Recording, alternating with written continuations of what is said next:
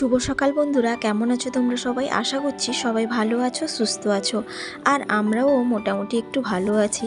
কয়েকদিন ধরে শরীরটা ভালো ছিল না, তো সেই কারণে না তোমাদের সঙ্গে ব্লগগুলো ঠিকঠাকভাবে শেয়ার করতে পারিনি। তো এডিটিং করতে পারিনি বলে তোমাদের সঙ্গেও ভিডিওগুলো শেয়ার করা হয়নি। তো এখন একটু শরীরটা ভালো বলে ভাবলাম একটু ভিডিওটা এডিটিং করি। আর এমনিতেও প্রচণ্ড পরিমাণে ব্যস্ততায় থাকি বলে তোমাদের সঙ্গে ভিডিওগুলো প্রতিদিন শেয়ার করতে পারি না। তো সেই কারণে একটু দেরি করে ভিডিওগুলো শেয়ার করা হয়। তো যাই হোক, আজকে হচ্ছে বাবার বাড়িতে শেষ দিন বলতে গেলে।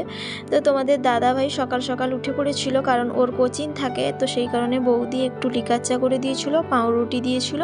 তো ও খেয়ে কিন্তু বেরিয়ে গেল, যেহেতু কোচিং আছে। তো সেই কারণে আর আমার আছে ডিউটি, তো তার জন্য ভাবলাম আমি একটু দেরি করেই যাব, মানে এখানেই খাওয়া দাওয়া করব। তোমাদের দাদাভাইও এখানে এসে খাওয়া দাওয়া করে সমুকে স্কুলে নিয়ে যাবে। আর বিকেলবেলায় আমি কিন্তু ডিউটি থেকে বাড়ি যাব, তোমাদের দাদাভাইও অফিস থেকে হয়ে বাড়ি যাবে। আর সমুও কিন্তু স্কুল থেকে একটু তাড়াতাড়ি চলে আসে, তো ওর দাদা বা মামিমা যেই হোক একজন নিয়ে চলে আসবে এখানে।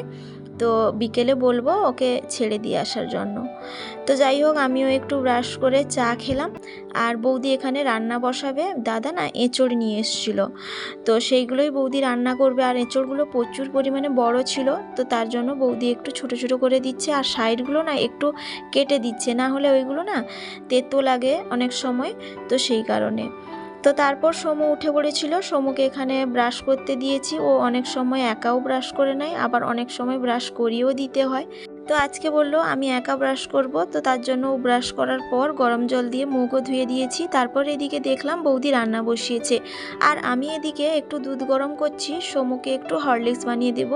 এখানে তো বর্নভিটা নেই, তো সেই কারণে একটু হরলিক্স বানিয়ে দেব। ও হরলিক্স আর পাউরুটি দিয়ে খাচ্ছে। আর ওকে বললাম যে তাড়াতাড়ি খেয়ে নাও, কারণ পড়া করতে হবে, কিছুটা পড়া বাকি আছে। রাত্রিবেলায় 2টো মতো পড়া করিয়ে দিই, আর সকালে 1টা মতো করিয়ে দিই, না হলে অনেকটা সমস্যা হয়, একসঙ্গে এতগুলো পড়াও করতে পারে না। তো সেই কারণে তারপর বৌদি ওদিকে মশলাটা করতে গেছে। তো তার জন্য আমি এদিকে ওই এঁচড়টা সেদ্ধ হয়ে যাওয়ার পর আমি এখানে ভালো করে ভেজে নিচ্ছি, মানে বেশি পরিমাণে একটু তেল দিয়েছি। তো সেইটা দিয়ে একটু ভালো করে এঁচড়টা ভেজে নিচ্ছি। আর এঁচড় না একটু ভালো করে না ভাজলে না খেতে ভালো লাগে না, তো সেই কারণে একটু ভালো করে ভেজে নিচ্ছি। আর বৌদি ওদিকে মশলা করতে গিয়েছিলো, তো সেই কারণে আমি একটু হেল্পও করে দিলাম। আর এই যে এখনও বাবুরামের খাওয়া চলছে। এত আস্তে আস্তে খাওয়ার হলে তাহলে পড়াটা করবে কখন? তো যাই হোক, বাচ্চা মানে এইগুলোই তো হবে। আর আমি খাইয়ে দিলে, মোবাইল দিলে কিন্তু তাড়াতাড়িও খেয়ে নেয়।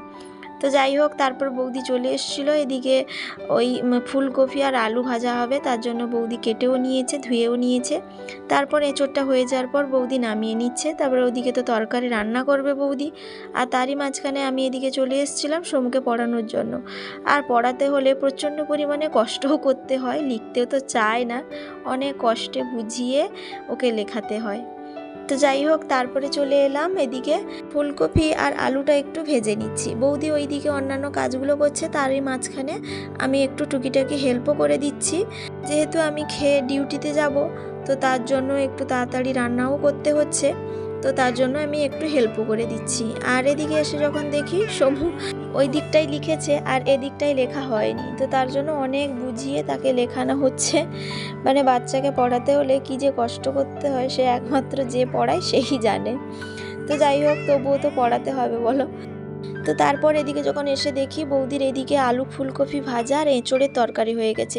এইগুলো বৌদি আলাদা করে রেখেছে, তার কারণ হচ্ছে আমাদের নিরামিষ। আর ওইদিকে কিন্তু মাছ রান্না হচ্ছে, তোমাদের দাদা ভাই, তারপরে আমার দাদার ছেলে এরা খাবে বলে, তো সেই কারণে।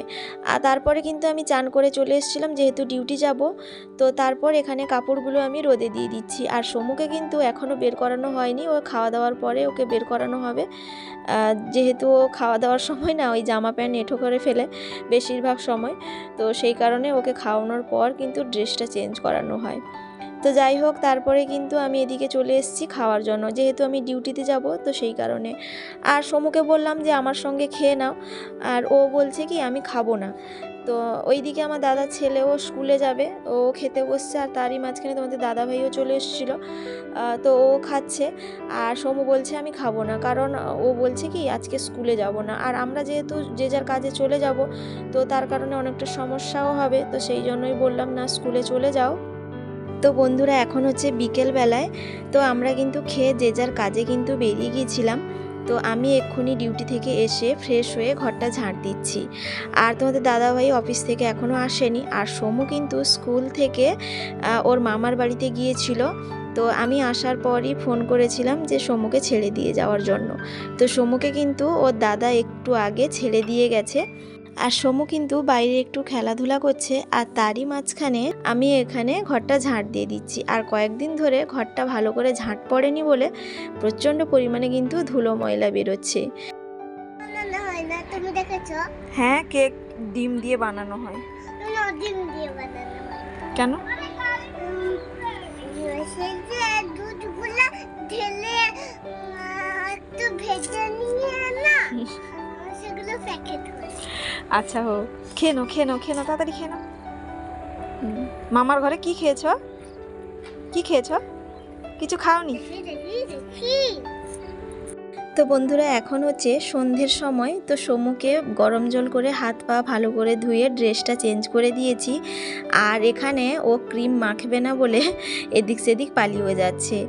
প্রতিটা বাড়িতে বাচ্চাকে নিয়েই কিন্তু ঝামেলায় পড়তে হয়, কখন বলবে জামা প্যান্ট চেঞ্জ করব না, কখন ক্রিম মাখবে না, তেল মাখবে না, চিরুনি করবে না, অনেক রকমের ঝামেলা। আর জামা প্যান্ট পরাতে হলে কতটা যে সময় দিতে হয় সে একমাত্র বাবা মাই বোঝে।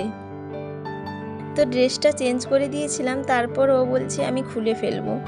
তো যাই হোক, ওকে অনেক কিছু বুঝিয়েছিলাম, কোনো মতে শুনলো না। তো তারপর এদিকে সমুর জন্য একটু বর্নভিটা বানিয়েছি, আর তোমাদের দাদা ভাইয়ের জন্য লিকার চা করেছি, আর আমার জন্য বসিয়েছি দুধ চা। তো বাবার বাড়ি থেকে চলে এলাম, কয়েকদিন ছিলাম, বেশ ভালোই কাটছিল দিনগুলো। তো কয়েকদিন একটু রেস্টও নিয়ে নিলাম। আর এটা কিন্তু সত্যি, যতই কিন্তু বাবার বাড়িতে যাও না কেন সেই কিন্তু বাড়িতেই আসতে হবে, বাড়ির কাজকর্মও করতে হবে, কিছু করার নেই, এটা কিন্তু বংশ পরম্পরা ধরে চলেও আসছে। মেয়েদেরকে বিয়ে দিয়ে দিলে সেই কিন্তু সংসার নিয়েই সারা জীবন কাটাতে হয়, খারাপ হোক ভালো হোক সেটাই কিন্তু তার আপন ঘর বলতে পারো বিয়ের পরে। তো যাই হোক, এখানে বিস্কিটটা ছিল না কৌটোর মধ্যে, তো তার জন্য একটা নতুন প্যাকেট কেটে বিস্কিটটা ভরলাম। আর এদিকে সমুর কাণ্ডটা একবার দেখতে পাচ্ছ, যে মোবাইল নিয়ে বসে পড়েছে, মানে মোবাইল ছাড়া কিন্তু কোনো সময় খাওয়া হবে না।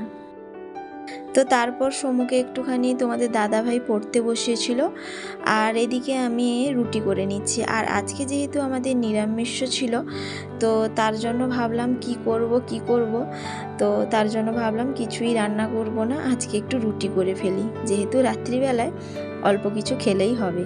তো তার জন্য এখানে রুটি বানাচ্ছি। আর ওই গুড় আছে বলে না রুটিটা মাঝে মধ্যে খেতেও ইচ্ছে করে, তো তার জন্যই ভাবলাম রুটি বানিয়ে ফেলি, গুড় দিয়ে খাবো। আর দুধটাও তোমাদের দাদাভাই অফিস থেকে আসার সময় নিয়ে এসছে, তো দুধ গুড় আর রুটি খাওয়া হবে। আর এদিকে সমু কিন্তু চলেও এসছে, বলছে আমি এখানে রুটি ভাজবো। এই যে আরম্ভ করে দিয়েছে, আমি বললাম যে গরম, ছ্যাঁকা লেগে যাবে, না কোনো কথাই শুনছে না, আমি তুলবো, একটা তুলেও ফেললো। তো যাই হোক, তারপরে আমি রুটিগুলো এখানে ভালো করে ধুয়ে নিচ্ছি। আর আমি কিন্তু রুটি করলে জলে ধুয়ে নিই, তার কারণ হচ্ছে রুটির মধ্যে যে নোংরা থাকে না সেটা জলে বেরিয়ে যায়, আর এমনিতে গ্যাস অ্যাসিডও হয় না। তো সেই কারণে যখনই রুটি করি আমি কিন্তু ধুয়ে রুটিটা খাওয়ার চেষ্টা করি। আর এতেও না বেশ নরম লাগে জানো তো রুটিগুলো। তো প্রথম যখন খাবে 2-3 দিন একটু সমস্যা হবে, তারপর খেতে খেতে অভ্যেস হয়ে গেলে এই রুটি ছাড়া অন্য রুটি খেতেও ইচ্ছে করবে না। তো যাই হোক, এখন রুটিগুলোকে ভালো করে একটু শুকনো করে নেব যাতে জলটা না থাকে। তো তারপর এদিকে দেখো সমু খেতে বসে গেছে ওই গুড় আর রুটি দিয়ে। তো গুড় রুটিটা না ও খেতে ভীষণ পছন্দ করে, তো তার জন্য মাঝে মধ্যে আমাকেও বলে যে মামাম রুটি করো না, গুড় দিয়ে রুটি খাবো। তো যাই হোক, আমি ক্যামেরা করছি বলে ও খেতেও চাইছে না। তো যাই হোক বন্ধুরা, আজকের মতো ব্লগটা এখানেই শেষ করছি, কেমন লাগলো জানাতে কিন্তু ভুলো না। তো সবাই ভালো থাকবে, সুস্থ থাকবে, আবারও দেখা হবে।